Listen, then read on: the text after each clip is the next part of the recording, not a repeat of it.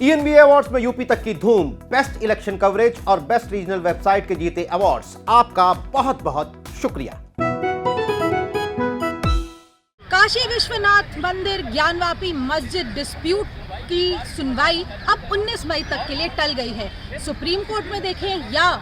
वाराणसी की city civil court में, दोनों ही कोर्टों में दोबारा से सुनवाई अब 19 मई को होगी। हालांकि आज की सुनवाई पर नजर डालें तो काफी इंटरेस्टिंग बातें सामने आई हैं। सुप्रीम कोर्ट ने ये कहा है कि दोनों हिंदू और मुस्लिम पक्षों की राइट्स को थोड़ा बैलेंस करने की ज़रूरत है। अगर वहाँ पर शिवलिंग मिला है तो उसको प्रोटेक्ट करने की ज़रूरत है, लेकिन साथ ही साथ जो सिविल कोर्ट ने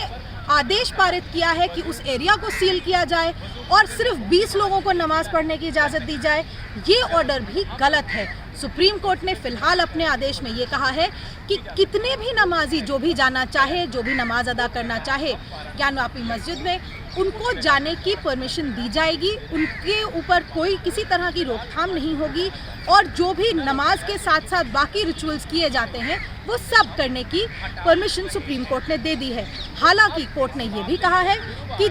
जो अगर शिवलिंग मिला है उस एरिया में तो उस एरिया को सील कर दिया जाए, खासतौर से क्योंकि सुप्रीम कोर्ट में सॉलिसिटर जनरल तुषार मेहता, जो कि उत्तर प्रदेश सरकार की तरफ से पेश हुए, उन्होंने ये कहा कि वहाँ पर शिवलिंग मिला है और अगर वहाँ जाकर किसी ने कुछ गड़बड़ी की या उस एरिया पर पैर लगाया तो वहाँ पर कानून व्यवस्था बिगड़ सकती है, क्योंकि लोग उस चीज़ को सही नहीं मानेंगे। कोर्ट ने हालांकि ये बात मानी कि वहाँ पर शिवलिंग है या नहीं उसकी फ़िलहाल कोई पुख्ता रिपोर्ट नहीं है, लेकिन क्योंकि सिविल जज ने अपने ऑर्डर में, अपने आदेश में 16 मई को ये कहा है कि वहाँ पर हम मान रहे हैं कि शिवलिंग मिला है, इसलिए उसी हिसाब से सुप्रीम कोर्ट ने अपने आदेश भी पारित किए हैं। जहाँ तक उस एरिया का सवाल है,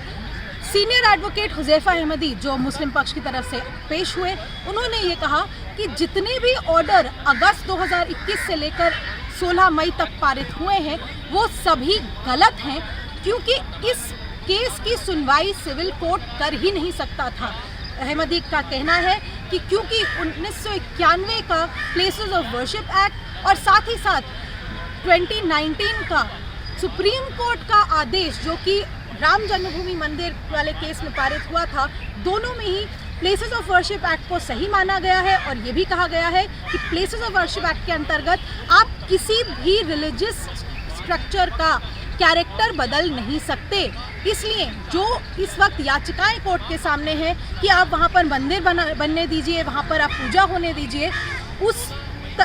इशू पर अगर कोई भी आदेश पारित होता है तो उसका रिलीजियस कैरेक्टर ही बदल दिया जाता है, क्योंकि पिछले 350 साल से वहाँ पर मस्जिद ही थी और नमाज ही पढ़ी जा रही थी। अब सवाल ये है कि कोर्ट आखिर क्या करेगी। आज सुप्रीम कोर्ट के सामने जब हुज़ैफा अहमदी ने ये तर्क रखा कि हमारी बात पहले सुनी जानी चाहिए, क्योंकि 1991 का एक्ट है, क्योंकि अयोध्या का वर्डिक्ट है, इसलिए वहाँ पर कोई भी आप आदेश पारित नहीं कर सकते थे। तो सुप्रीम कोर्ट ने ये भी सुझाव दिया कि हम ये कर सकते हैं कि सिविल कोर्ट को कहे कि पहले मुस्लिम पक्ष के ये आर्ग्यूमेंट सुन ले, ये तर्क सुन ले, ये बात सुन ले कि वो जो याचिकाएं वहाँ पूजा के अधिकार पर लगी हैं वो सुनी भी जा सकती हैं या नहीं। लेकिन फिलहाल कोर्ट ने कोई भी सुनवाई डिटेल में की नहीं है। उत्तर प्रदेश सरकार और हिंदू पक्षकारों को दोनों को ही नोटिस जारी करके जवाब मांगा है मुस्लिम पक्ष की दलील पर, और अब 19 मई को आगे सुनवाई होगी। सवाल लेकिन ये भी रहता है कि अगले 2 दिन तक उस विवादित स्थल पर आखिर क्या होता है।